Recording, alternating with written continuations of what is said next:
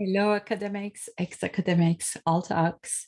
Today is day 22 of the 30 days, 30 tips challenge to prevent and overcome burnout in academia as an academic. I'm Özgün Ünver from Mind Your Own Revisions, and I'm a stress, burnout, and well-being coach working specifically with academics.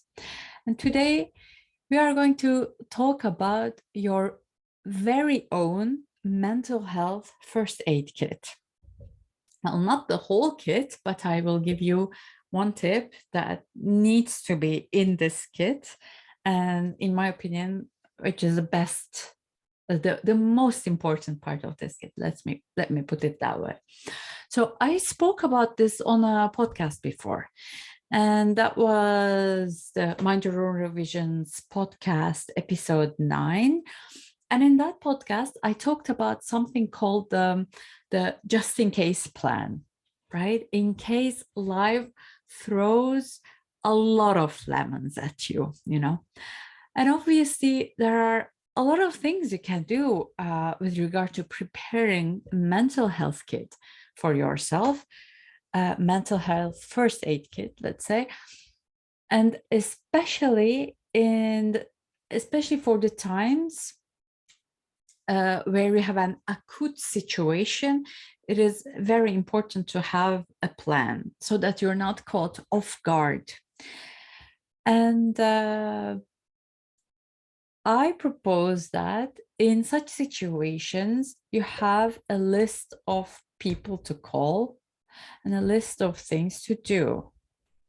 So my tip to you is that you make such a list, and you can include 2 types of people in this list, in such a list of people to call, right?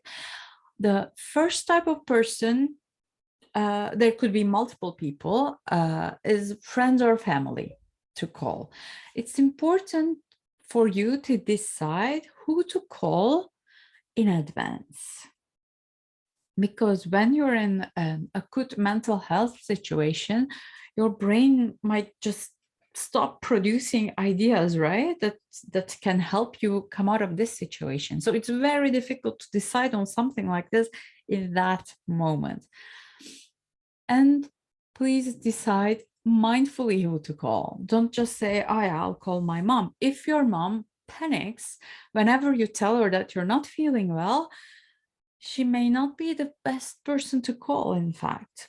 Similarly, if you have a close friend who keeps giving you unsolicited advice, this person might not belong in your list, because in that moment, in a situation of acute mental health emergency, what you need is not unsolicited advice. It is someone who will listen to you, who will hold your hand virtually or physically, someone who will connect with you and give you the feeling of safety and understanding, right?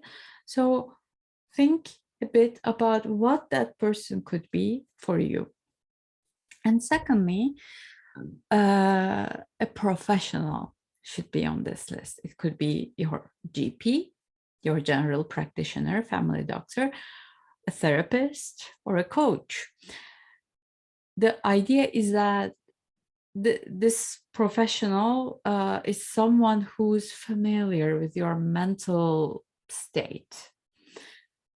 Even if you cannot make a phone call with that person immediately, or immediately make an appointment, reaching out to a professional who's familiar with your mental state in general will already bring you back on the ground, let's say. Even if the only thing that you can write to this person in an email, like, I'm feeling this, and this, and I don't know what to do, this is much better than not reaching out to anyone at all. As I said, you can have as many people as you want on your list. The important thing is that you have a list, and when that moment comes, you don't hold yourself back from reaching out to these people. And when I talk about like acute mental health situation, it's not supposed to be something so grave and horrible. It can be really a particular day where you're feeling extremely down and you don't know what to do about it. So there you go. This was the tip of the day for you. If you are serious about learning more on how to prevent or overcome burnout as an academic, please do join the Bounce Back from Burnout online course, which will take 4 weeks to complete as of January 2022. And we are going to run the course again for free with dozens of academics from around the world, starting from 30th of January this year. So do join us. And in order to join us, you need to apply at mindyourownrevisions.com/BBFB. Looking forward to seeing you with us when the time comes. And otherwise, see you tomorrow for another tip. Take care. Bye.